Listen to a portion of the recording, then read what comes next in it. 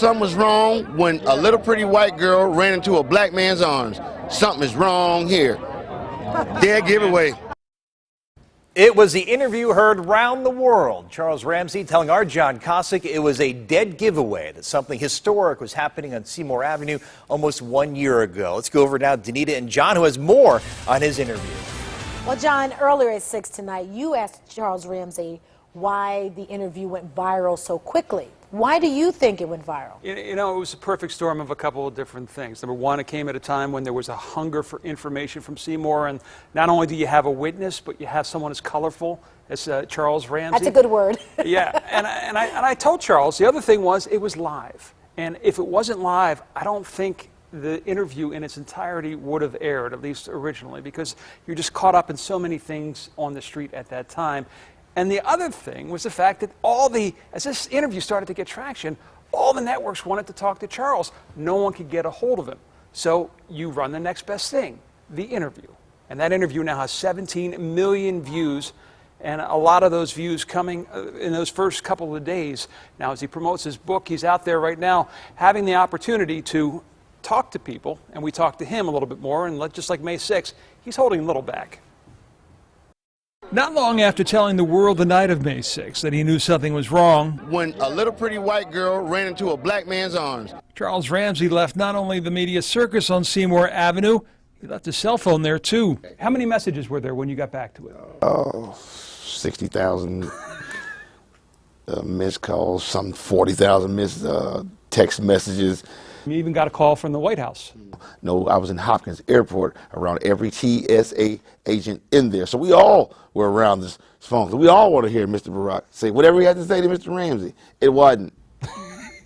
It was a cabinet secretary. Yeah, something. He was a damn janitor or something, got my number. Who knows?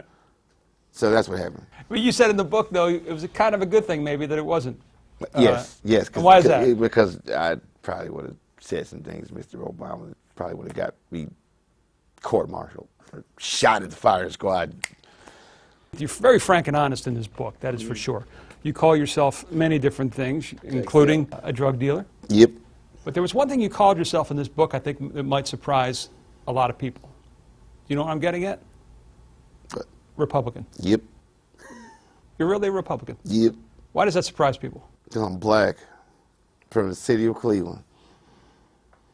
Doesn't surprise my father, because he's been one for 50 years. Do you ever think about running for office? Reading the book and reading the stories of you growing up, as a son, you were a pain in the ass. That's how I was. But you don't cast your father in the best light in a lot of this. Is this something that you shared with him that you're going to be writing about? I don't. Let's put it this way. You know what you did as a parent. Not you, I'm talking about my own man. You didn't think I'd get the opportunity to tell the world about what went on in the Ramsey household. I did. What was the most difficult part of the past year for you? Well, it still is. I am now able to have a conversation with anybody on the damn street because they know my damn face. That's the biggest problem. Even if I'm trying to be anti-sociable.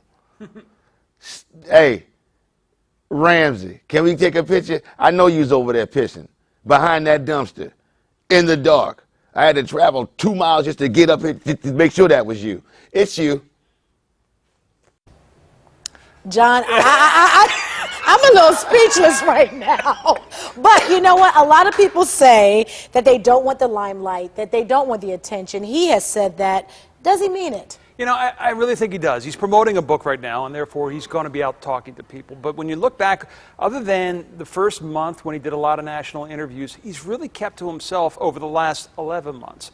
And I've tried on a number of occasions to reach out and try and talk to him, thinking, hey, I got the in with the guy. Right. I haven't been able to until we were able to sit down a year later. And I'm sure he was glad to see you again. Yeah, we gave each other a big hug. I mean, it's something we talked about at the time, and he talked about it when he sees Michelle Knight. He doesn't know Michelle Knight because of what they shared one night a year ago. And to a certain little extent, we got a little bit of that as well because of everything that happened afterwards. You have the special bond, if you will. Well, it was your interview that gave all of us dead giveaway, Dead Giveaway. You can see John's entire uncut interview with Dead Giveaway author Charles Ramsey. It's all there for you on newsnet5.com. Great interview, John. Chris? Yeah, some great